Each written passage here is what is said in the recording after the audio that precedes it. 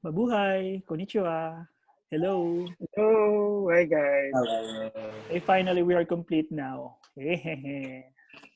So, hello to all Nice the to meet Missosology followers on Facebook. We are recording this live. I am based here in Japan right now. Thank you very much to the Missosology reporters, correspondents, editors, photographers. The Mr. Do It All Missosology. Drew and Amir, thank you so much for this opportunity. Hello. Ayan. So introduction lang Okay, muna. From those who do not know us, so I am Drew. I am one of the correspondents of Missosology. One of the correspondents. I've been covering since 2014, if I'm not mistaken. 2014 pala. I thought you earlier actually. 2013 or 2014, hindi ko na maalala. Maybe 2013, Drew, because I remember you were helping us during Bea Santiago's win. Yeah, I think so. Nagsa-start ka na rin doon during those times. And then Amir. Amir, introduce yourself. Hi, hello. I'm Amir. Yeah, I'm Amir. I am Missosology correspondent. I have been covered different pageants here and abroad. I started covering female pageant during 2013. That was a time of Megan Young in Bali, Indonesia. Oh, So it was a lucky year because Megan Young won the first Miss World for Philippines. It was my first also to cover international pageant. No, Amir, I thought only I was there. Pawi and Bong lang yung nandun. Nandun ka rin pala, I didn't know. No, I was there. It was actually the first time na kami ni Pawi together had the travel abroad. Wow. And yeah, it was a good experience. After all, it was the first Miss World. And I also covered first a lot and only of so far. pageants. Pardon? First and only. Well, hoping for another years. Alis nandun kayo to witness history. Yeah, I even remember, I was trying to convince Pawi, Pawi, you have to go, really, because Megan is gonna win, blah, blah, blah. Parang ayaw pa nga niya pumunta during that time, eh. I mean, it's like, really, you have to go. Ang mahal na raw ng pamasahe, blah, blah, blah. No, you have to go, just go. Yun, pumunta nga. Nanalo. To me, it was a vacation, actually. It was a vacation for me. Because it was Bali, so... Now, let's connect with the hot topic that we are supposed to discuss right now regarding controversial documentary by, what was it again? Channel News Asia, right? Channel News Asia. Channel News Asia, a Singapore-based media company, recently aired a documentary from their Undercover Asia show, which was titled Cost of the Crown. Also, the official title is Cost of the Crown. Cost of the Crown. It was aired sometime in April, where they discussed about the Philippines' obsession in beauty pageants and how these pageants became a hunting ground for sexual predators. And then it was not until this May when they uploaded it on YouTube na napansin siya in the Philippines, and then it became an issue within the pageant circle because medyo shown on cable TV. Yeah, it was shown on cable TV. April, much earlier. And much earlier. I think May ko lang actually. I only noticed the video when Drew posted it in his own page. Yeah. On YouTube, May na. But they were able to... They uploaded it on YouTube in May. May 2. They uploaded it on YouTube. But on their website, the date is April 20. Oh, so it's been there already on their website. Yeah, so it's been there. Oh, yeah. Already shown on cable TV. Kasi it's cable TV yung Channel News Asia, di ba? Yeah. Okay. All right.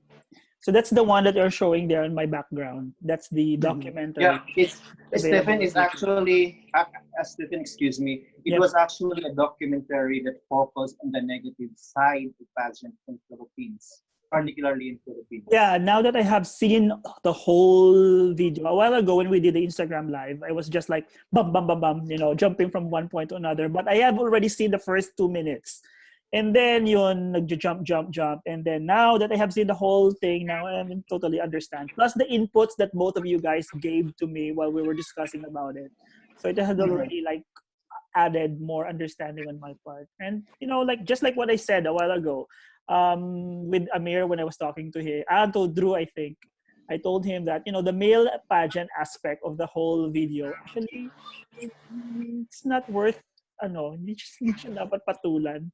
But I mean, it doesn't make Hindi sense. talaga. It doesn't make sense. It's just like you're putting a totally different element into the whole documentary, and then you have this really one very good subject, which is about the female pageant and how women were actually like investing a lot just to become a part of a national pageant. Then suddenly there is this male pageant. They just inserted this male pageant, which is actually not in a way relatable and not related, because it's to the different. culture. Parang Yeah. lang, kumbaga. It's not a legit national pageant here in Philippines. Yeah, that's why, like they should have taken that away from the because it would have made the whole documentary more what's the word that I'm looking for? More relevant if it's focused on the female. Yes. Like because those girls are really like work so hard. Some of them probably they invested a lot of money, but they did not achieve what they really wanted to achieve. Those are like the kind of stories that we want to see. Like because not everyone. Yeah. And then suddenly they just inserted this like really cheap bikini pageant for male, and there's like what is the relationship of this to the whole thing? Okay, my take on this is during the first few minutes, I was like, oh, it's just another docu like we used to see, showcasing how obsessed the Philippines is. Like they show how the girls were training, the screen for Binibini, and then they showed clips of I was Catriona there in the winning. video. Yeah, they were showing clips of Catriona's win and how the Filipinos were so obsessed and were so happy about it. They showed how Chavit Singson helped in organizing the hosting of Miss Universe. So I was like, okay, it's just the same. So what's new? And then they inserted the male pageant, quote unquote male pageant, which is for me like it seemed like they already have a hasty conclusion before they even finish the documentary. Like that. Actually, you're right. It's like when they did this whole documentary, there is already an established goal, and they'll just do everything that they could, to actually connect the dots and eventually reach that goal that they already have in mind. Yeah, they already have a goal to showcase the ugly, quote unquote, ugly truth. Yeah. But we don't deny naman. We don't deny naman eh. We don't deny the fact that there are really some shady stories behind certain pageants, and not just pageants, right? Show business in general. Come on. Sabi ko nga, actually, okay, Amir, you first. Amir, go. Yes, actually talaga, sabi ko nga, the intention was to show the negative side of the pageant. Yun yung intention eh. You see the whole story, it's more of a negative story, which is also unfair because yung mga kinukunan nila ng videos, say for instance, the candidates, the he doesn't know the intention at all. And that's deceitful to them. Napaka-unfair yun. And I can speak rather in behalf of those organizers, especially, siguro kasi mas closer ako sa male pageants, napaka-unfair on the side that marami pong mga organizers ng national pageant, male national pageants sa Philippines, that trying to uplift, that try to change the perception of people that male pageant is something like this, something like that. Should I say prostitution? Yun yung gusto nilang baguhin. That's why it's unfair for them because on the video, on the documentary, they focus onto this certain bikini open pageant, we said, but not the legit national pageant in the Philippines. We have Mr. World Philippines, Mr. Filipinas, you know, we have a lot of these national Ginong pageants in the Philippines Pilipinas. that's going on, and these pageants are helping. These pageants are helping, you know, male individuals not just to have you know, a better career opportunity, but you know, uplifting themselves and also being, you know, empowered as men. Kasi ngayon hindi na more of women empowerment. That's also to do with male empowerment, and this has to do with the male pageants nowadays. Yeah. Kaya napaka-unfair. Yun yung, for me, one of the missed opportunities of this documentary is hindi nila showcase yung other side. So they focus on the ugly. They focus on the ugly truth, but they did not focus on one. They didn't focus on showing the other side of the male pageants. So, ang pinocus lang nila yung bikini open. But tulad nga ng sabi mo, Amir, there are other organizations, legit organizations. So why did you focus on these organizations who are trying to change? You're trying to change the image of the old image of the male pageants in the Philippines. Kasi actually, if this documentary was done like in the early 2000s, maintindihan ko pa eh. Kasi before, most of the male pageants, yung ginagawa sa nightclubs, night bars. But now, meron na tayong male pageants almost on the same level as the female national pageant. Na magaganda yung show, na maganda yung organization. You know what, Drew? Go on, Amir. Yes, Amir. You know, Stephen, yes, excuse me. You know what? If you try to go over with the list of candidates for national pageants, you will appreciate it. Maraming mga professionals dyan. May mga doctors, may mga nurses, you know, come on. You know, my engineers, my architect, my police. So I think, you know, it's too unfair to just judge these people. You know, alam mo yun, yung parang napaka-unfair kasi most of the organizers are trying really to uplift the male pageant, especially male pageant. I think that's the point why sorry to interrupt. I think one of the reasons I think that the people behind this documentary were not able to get the side of the legitimate ones because they probably could not see any dirt from it. Yeah, definitely. Because the main purpose that they could actually, the main purpose of doing this whole documentary is to actually show the hidden side, the dirty side of pageantry, and maybe they could not see anything from, like, say, Mr. Filipinas and Mr. World Philippines, you know, this legitimate competition. Like, well, you two are very much aware that I am not really a big fan of male pageants, right? But you know what's different? But you guys are really so passionate, and you always update us in our chat group, in our website, in our Facebook. You always put all this, as you put your hard work on it, and then, you know, it's really admirable, and I think that's the reason why. Yeah, that's why. You know why that's unfair for us, because nandun kami in actual pageant. We can see how the organizers run the pageant. And even during the orientation, you know, alam mo yung mga ganyang klaseng mga offer, mga sinasabing offer, it was discussed during orientation. And they are encouraged to speak out if they could experience things like that. Yeah. So, that's why... Ibigyan lang natin ng context yun.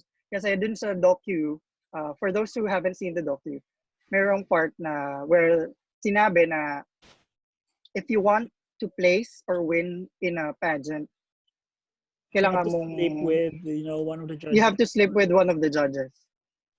And yun nga, sabi nga ni Amir, and also me, based on my experience, I've covered a lot of pageants from day one till matapos. And from the day one pa lang, most organizers tell the candidates, if you receive indecent proposals, tell us immediately. Report them. Right. So exactly. Tama yung ano eh.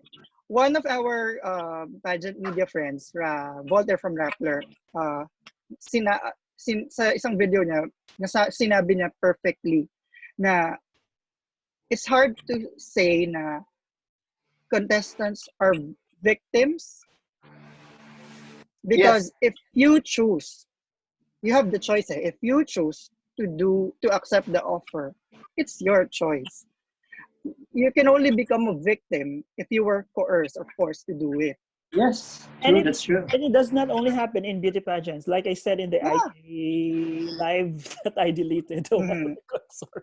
Like it Actually, happens everywhere, even in sports, yes. even in Pero, school, you gusto mong pumasa, do you want to pass? Here's the thing, blah blah blah. Now it's up to the individual person to actually accept it or not, or to report it or not. Although I would actually like encourage people to report it once they receive indecent proposal or like anything which has sexual connotation on it. anyway, Stephen, before we continue, let me just clarify, no? Baka kasi isipin nila, minamalit natin ang bikini open. No, hindi No, no, no, hindi no, sa no. ganun, no? We're Of not. course not. We just to make Like it clear na hindi ganun. We're just trying to, gusto na natin ipakita dito na yung video na pinakita nila na sinasabi nilang male pageant in Philippines. For me, it's not the legit male national pageant. Yun lang yun eh. So, parang unfair kasi yung opinion na yon is hindi nanggaling doon yung mga lumalaban sa ibang bansa. Alam mo yon? Like for instance, competing in Mr. International, Mr. World, Mr. Nanggaling yan Mr. sa mga Global. legit national pageants na kung The Philippines even has sa hosted mga so local many. pageants, ang dami nilang pinagdadaanan sa local pageants. And these are represented by their, it could be government representation. So, maraming pinagdaanan yung mga yan eh. Tapos, hindi na naman yung basta-basta din. Even the screening itself, napakaigpit ang screening committee ng mga yan. Pinag-aralan niya lahat. They have to check the background of these people. Pero sabi nyo nga, normal yan sa isang industry. Ibig sabihin, nasa iyo yun eh. You have the choice. Pwede kang pumatol, pwede kang hindi, kung meron kang nagaman. At mas lalong pwede kang magsalita. The thing is, nangyayari lang siya after the pageant minsan. I mean, naglalabas. Hindi mo alam kung totoo ba talaga. Or maybe they're just bitter because they lost or something, and then suddenly just like exploded. And alam then, mo yun? Pero kung Stephen, kung meron mga ganong klaseng bagay na nangyayari, we condemn it. I mean, nalulungkot tayo for that. Kung may ganong klaseng bagay na nangyayari, we feel sad about it. But in my experience, in the male national pageants or should I say local pageants, wala eh. Wala akong nakitang ganon. Otherwise, ang dami na sigurong nakulong na organizers. Oo naman. Tama ka dyan, Amir. So, just to para matapos na tayo dito sa yung male pageant angle nung docu. So, just to sum it up, it would have been a better angle or better story if they feature the legitimate male pageants. That's true. They didn't. Diba? That way, they could, kaya lang kasi pag feature nga nila, mawawala yung ugly truth angle. Diba? Yeah, it would totally defeat the purpose of the Yes. Actually, actually, it feels so unfair and upsetting lang. That's the reason why I didn't see the point of inserting the male pageant thing into the whole document. As even, alam mo, unfair lang din kasi sa mga nasa videos na yan. Kasi, say for instance, yung PF cam ni Tito Roger Flores, hindi niya naman alam na yan gagamitin ang intensyon ng video eh. Hindi niya alam yon. For all he know, ang video was about on how they train the candidates.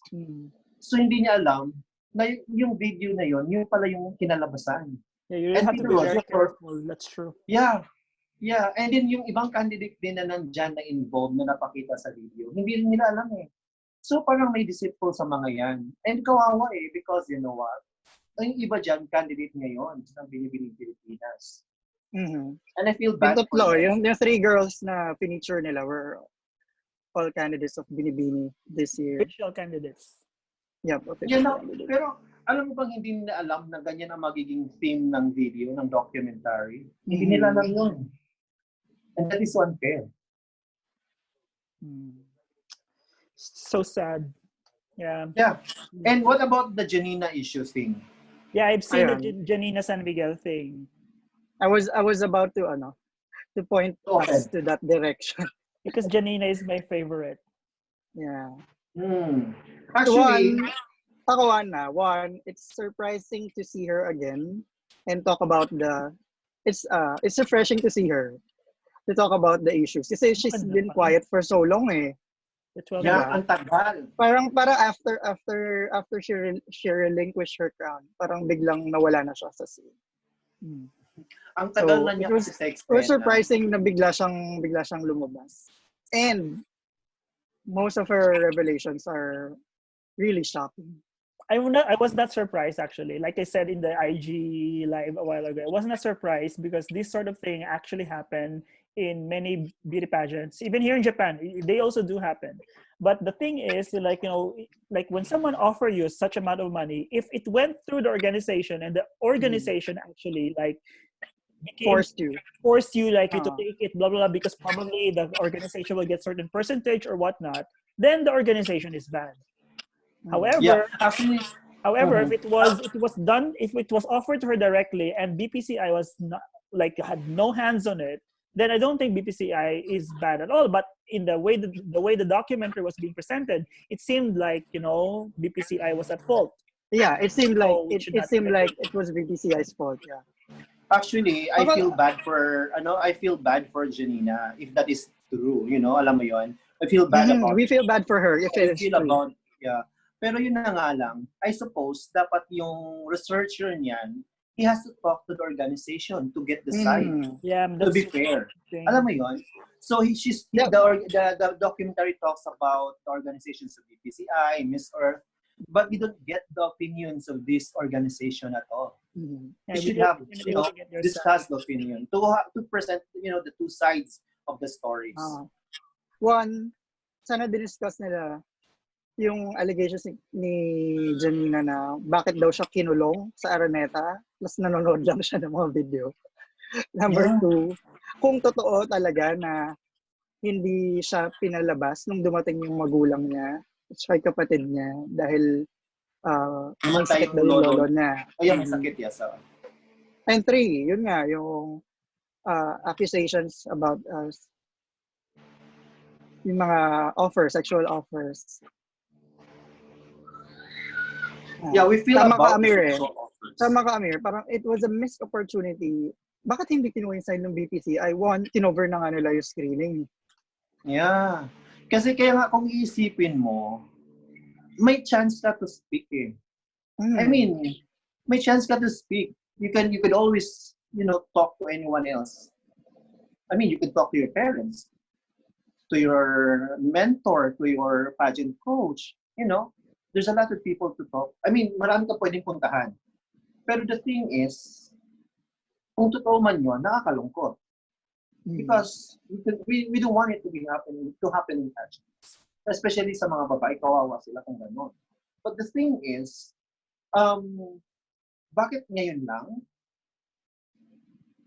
For Minnesota, alam mo yan, dun ako nagtatanong, pero siguro natakot, bata pa siya noon, parang gano'n, pwedeng gano'n. Yeah, she was naive. She was only 17. Yeah, pero sana lang, kinuha lang ng researcher yung side ng BPCI. Para magiging patas naman at hindi magmukhang, yun nga, may bugawan. One-sided. Yeah, one-sided yung story. Kasi ang pangit tignan eh.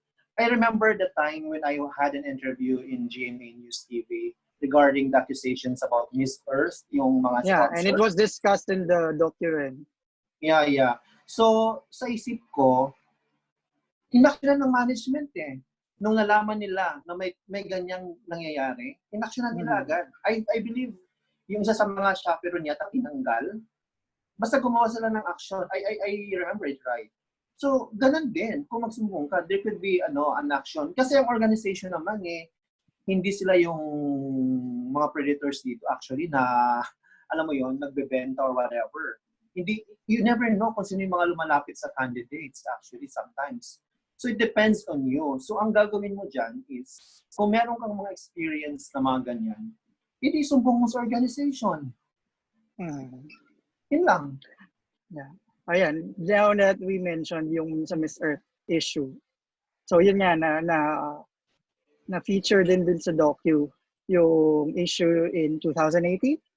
Miss Earth 2018 where there was this one sponsor who got the phone number of Miss Canada, and then he called her to say na are insinuating na I can help you win if you sleep with me, or sexual Grabe. favors to advance in the pageant.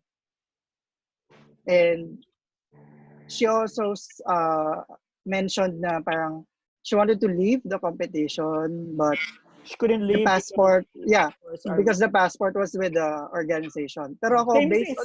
Same with us. based on my International, we keep the experience, passports. the organizations keep the passports, like what you said, Stephen, diba? In Miss International. Yeah, we do. For safety purposes, para hindi nila mawala. And two, if kailangan mag-travel ng mga girls, hawak na ng chaperones nila yung passports nila, ng organization. Yeah. So, hindi na sila mahirapan. It's basically more on logistics and safety reasons. Yeah, logistics. Yeah, ang dating kasi dun sa interview, it appeared na parang they were holding her, diba? Yes, that's bad. And also, yun nga, this was an old issue na eh. So, bakit di niya in-interview yung Carousel? No, there was no interview. Carousel Productions, yeah. Yun na yung sinasabi ko na unfair sa documentary. Kasi, hindi kinuha yung side ng mga organization na ina-accuse.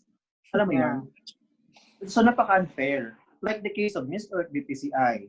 At kung ano man yung male pageant na sinasabi nung lalaki na Pilipino, siya dapat pinangalanan niya yun. I mean, hello, nandyan ka na rin lang, so why not mention? So everybody would be aware. Kung ikaw ay matapang ka, then you have to speak out. Nag-speak ka na rin. So, bakit di mo kailang sabihin? Napangalanan na to previously sa media. Eh, nagsalita rin yun. Kasi, yung in-accuse na yan. Nagsalita siya sa media. Alam mo yun, Drew, maganda kasi dyan, pinangalanan niya, para aware din tayo. Kung ako yung candidate, so hindi na ako mag-join doon, or at least i-verify ko man kung totoo or hindi. And then for media also to be aware na at ma-question din kung totoo talaga na may ganun sa organization. Yung lalo na yung sinasabi na kailangan mahiga at matulog muna sa isang organizer para manalo. So kung merong ganun, dapat pangalanan yun. Tsaka ito I remember in one interview, Miss Lorraine Shook. Miss Lorraine is one of the executives of Carousel and Miss Earth. She said na she wouldn't allow these incidents to happen. Yes. And kung she was informed immediately, she would have pulled out the candidates dun sa event immediately. Dapat you have to be very, very careful next time when it comes to this. Yeah. It's really very difficult and I remember in one interview, sinabi ng Carousel Productions na after that incident, they've been very strict with regards to sponsors. Kasi in-scrutinize na nila mas mabuti. Kasi di ba, hindi mo rin naman alam kung ano yung, as an organizer, you will never know ano yung intention ng sponsor, diba? Yes, because correct. Admit it, pageants are a business. So if you get many sponsors, it would be better for the show, for the pageant. Yes, I cannot speak when it comes to the business aspect of the beauty pageant. Well, business in a way because we are spending a lot of money here, right? But Miss International is not a business venture. It is basically just like really a whole, like Akemi Shimomura, our president, she just like did this because she really wanted to help Japan in promoting Japan, blah, blah, blah. She even spends her own money for this. And, like the only business aspect there is that the sponsors are there to help spend or finance the things that we need to spend all throughout the 3 weeks. It's not easy to do that, right? So that's why as far as for example, in Miss International is concerned, and I think we're also affected here because sometimes people will probably think, okay, Miss International is also one of those pageants. Maybe they're also prostituting their girls. But no, of course, we don't do that. The thing is, we have sponsors, but those sponsors are usually the ones who finance our activities so that we'll be able to, to pay for the hotel, to pay for the food, and also for the production and all that. But for some pageants, probably they needed to earn some profits on that one. But in our case, that's not the case. That's not the primary concern. So when you look for a certain sponsor, you really have to be very, very careful. We are fortunate in Miss International because our sponsors are normally friends of Akemi Shimomura. They are from her circle of friends. That's the reason why we are safe as far as that aspect is concerned. I don't know about other pageants though, but if they indeed need more sponsors, they really have to be very, very careful. Screen those people because it's very difficult. It's a very Actually, Stephen, no, yung mga sponsors na nandyan sa mga national pageants natin, legit national pageants, these are partners even before for a long time. Even in Pilipinas, for example, because they are usually partners there in the Gateway Mall, you know. These are trusted sponsors already of the organization. And I don't think the organization will do such thing na magsasacrifice yung pageant niya. Knowing exactly that the pageants in Philippines, napaka-unfair lang kasi doon. Because for a country such as Philippines na who loves pageants so much, and then ibang bansa ang maghusga sa'yo, like in a country Singapore, I think hindi sila pwedeng magsalita ng ganon. Yeah, they don't because have they don't have yes. I mean, they could have speak their own opinion, but to judge generally, I mean, lahat eh. So, napaka-unfair yun. And somewhat, it would affect as well, like, you know, pageants, other pageants who were not mentioned in that documentary, you know, it will also affect. Kasi actually, ang tendency, ayun, wala na mag-sponsor, takot na mag-sponsor kasi, alam mo yun, well, aminin natin, yung ibang pageants talaga, kailangan ng sponsor. True. Yeah. Oh. Pero yun na nga, sa ginawa ng documentary na yun, it's very conclusive. Kasi parang sinasabi conclusive nga eh. Yes. Parang may conclusion na sila even before they made. Meron talaga. They shoot the documentary. Actually, yes. May ini-aim na silang angle. Oo. May ini-aim na silang angle. Correct talaga. Eh when you, I studied investigative journalism in college. And in investigative journalism, you have to take all sides. You have to take all sides bago mo ma-ere yan. They didn't. Totoo. No, Yun yung sinasabi ko. The documentary talks only one side of the coin. You know, alam mo yun, na yung nakita nila ganito lang. Pero hindi nila pinakita kung ano yung mga naitulong ng pageants na yan sa mga tao. Even the sponsors, ang laking tulong yan, yung pageants na yan, natutulungan ng sponsors to promote their products, their businesses, alam mo yun? And also these individuals, candidates, they have prepared for so International many has really helped a lot of sponsors actually. Yeah. Alam mo yun, it's partnership eh. It's partnership. So, one way or another, nagbe-benefit ang isa't isa. But the thing is, kung ikaw mag-document, dapat kunin mo lahat ng side, hindi lang isa. Kaya sabi ko nga, yung intention talaga ng researcher dito is to bring down the pageants. To malign beauty pageants. They can bring down anything that they want to bring down, you know, you just make a conclusion, you set a goal and then let's do something to bring this down, you know, they can do anything, you know, but at this particular case, Excuse me lang. Kasi ito pwede siguro natin pag-usapan dito. You can cut the videos if you want. Parang Missosology lang din yan minsan. Minsan pinagbibintangan lang Missosology na involved into something. Pero hanggang ngayon, buhay na buhay ang Missosology because walang katotohanan lahat natin. Because we don't receive blood money. Hello. Sana, alam mo, in my case, sana mayaman na.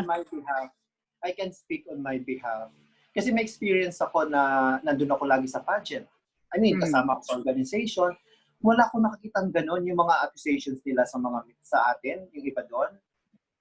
Napaka-unfair. Pero kung you should have been there. You should have been in 2014, Amir, when all those accusations against us were actually, you know, regarding the Miss Intercontinental. Ito lang. Oh, you have no idea.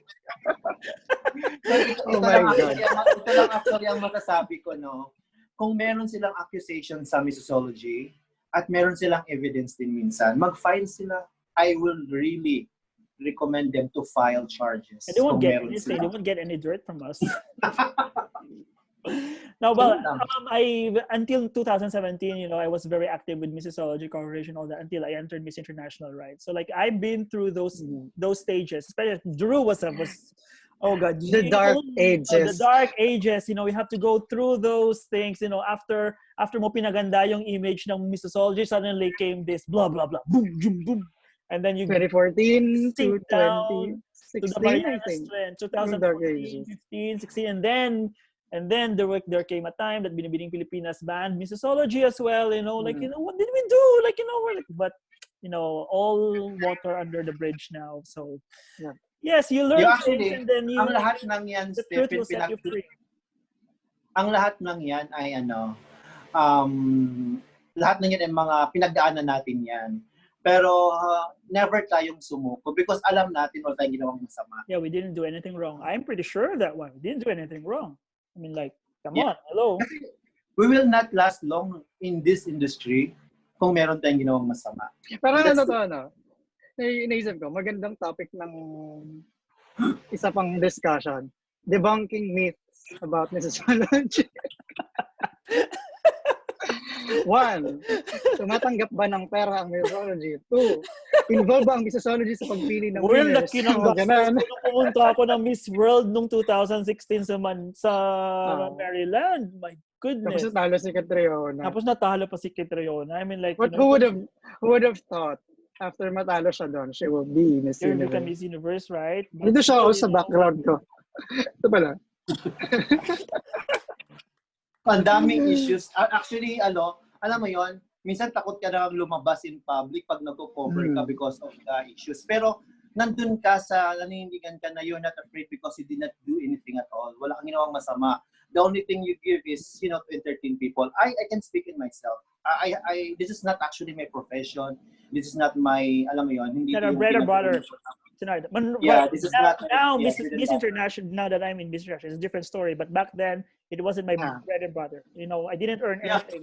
In my case, and for the sake of our followers, Amir is a CPA, certified public accountant.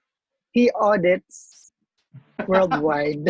He audits the corrupt government officials of the Philippines. Actually, he's been to Belgium.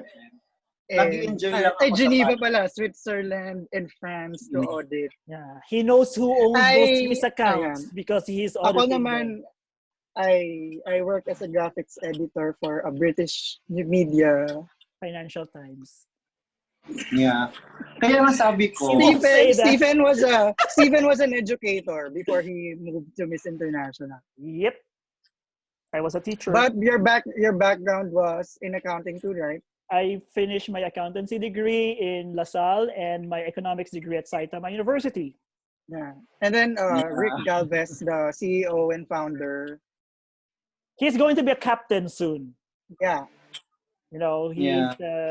He mans the ship. Yeah. Now, right now, actually, he's in Japan. Yeah, Bongtan, one of our chief photographer, Bongtan, is into the IT industry. Yes. And then Mario Bergantinos, one of our correspondents, is an interior designer. And he's very shy. Yeah. Hindi naman sa no? Pawi Ventura, the face of Missosology, is a graduate of sociology from UST. Hi, Pawi. We miss Pawi you. Sa Nashindera. Pawi sa goddess and a Nashindera. So, actually, guys, Stephen, iklaro lang natin, kilala nyo na yung mga taga Missosology. Iklaro lang natin kasi baka sabihin ang yabang. Hindi naman. We just want you to know na we do this for passion. Alam mo yon? Dahil gusto namin gawin yung ginagawa namin. And also, kaya siguro, I just want to say hello as well to Crazy. Yeah, Crazy, hello. Crazy, one of our designers. Yeah, also part of Missosology team. Go. Sorry. Yeah, yun na nga. Kasi, yung mga accusations, kasi in a way, pag-usapan na rin lang ng mga accusations, for sure, maraming magko-comment dyan. Kayo nga, ganyan, ganito, ganyan. I think I have to correct that. So, kaya pinag-usapan nga yun dito kasi para masagot na yung mga accusations nila about Missosology. Basta, lagi kong sinasabi, kung meron kayong nakitang hindi maganda na ginawa ng isang Missosology correspondent, You could write Missosology. Mayroon yan sa website. Let us know.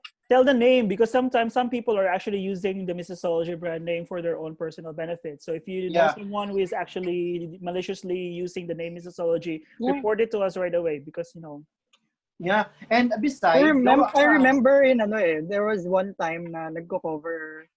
Nakalimutan ko kung sino correspondent magko-cover sa Binibini, tapos may nakapirma na daw under Missosology's name na ibang tao. Yun nga sinasabi ko, kung meron kayong nakitang mga medyo hindi magandang pangyayari na mention ng Missosology, you file a charge or case. Ganun lang. Amir. Hindi kasi, Amir, you should go to law school. I think it's about time for you to go to law school. Magiging lawyer ka na, like lawyer. No, I was just concerned kasi because people is trying, ang sakama lang kasi ng loob kasi as a correspondent, you're giving, the heart in covering pageants. Nandun yung heart pag nagko-cover tayo ng pageants. Kahit pagod, kahit walang tulog, walang bayad yan, hindi man tayo naniningil. So, nandun pa rin yung yung passion natin. Kasi gusto natin, kung may nagbayad man sa atin, that is coming from them. Hindi tayo yung nagbibill. Something to eat, something to foot the bill for the lunches and dinner. Taxi. Ito yung take ko dito. Parang, we discussed this to show how we correspondents of Missosology work. Kasi it's so unfair na yung docu kasi, di ba, it focuses on the ugly side. Pero lahat tayo affected in the industry. Hindi lang candidates, hindi lang organizers. Pati pageant media affected din dito. Kasi may isang may pageant media na naging whistleblower dun sa docu, di ba? I don't know who he or she is. Pero di ba, lahat tayo affected alam mo, dito. Drew, ang alam ko pati doon sa whistleblower na yun, parang nasa radio siya. Di ba parang radio yata yung pagka-mention? Ang radio naman is malayo doon sa pag-cover ng pageant lagi. I mean, pwede ang radio nagko-cover siya pero hindi siya ganun ka-detailed into pageant. Kasi alam mo pag nagko-cover ako, not at this age actually, because in the 1990s they were a big thing because sometimes in the provinces you could not see the beauty pageants live and then radio networks. Pero alam mo ngayon is Stephen, pag ngayon, pag nagko-cover ka ng pageant, makikita mo, nandun yung mga vloggers. Yeah, nowadays it's a different story. Yeah, we have internet. Yun ang lagi mo nakikita. Bihira ako makakita na nasa radio. Sorry, bihira lang. Pero meron naman din siguro. Pero bihira. The thing is, kawawa affected yung nasa media din. Because, baka mamaya matakot din mga organizers. Itong mga media na to ay ganito, gumagawa ng iba pala intention niya. Baka mamaya pag hindi nabigyan ng mga ng mga ayuda, mga TF, ayuda, magsasalita na kung ano-ano against budget, ganon. We are not like that. Hindi ganon So nakakalungkot lang. Okay. Tsaka ako, my final take on this documentary. Okay, let's just wrap it up kasi baka mawawala na yung Zoom record or something. Okay, wrapping it up. My final take on this video, it was a missed opportunity to show the sides of the other organizations na mention, and parang after watching this, back to square one na naman tayo into showcasing the uplifting of the pageants. Kasi ang dami-dami ng pagbabago sa pageant industry ngayon. Right. Most of the candidates have their own advocacies na pinaglalaban na. And the same with the organizers. Like for example, Binibining Pilipinas ngayon, they're focusing on women empowerment. I am Binibini #.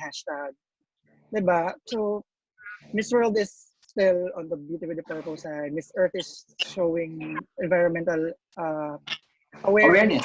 So, male pageants too. Like, for example, Mr. Philippines is advocating for masculinity with responsibility and education.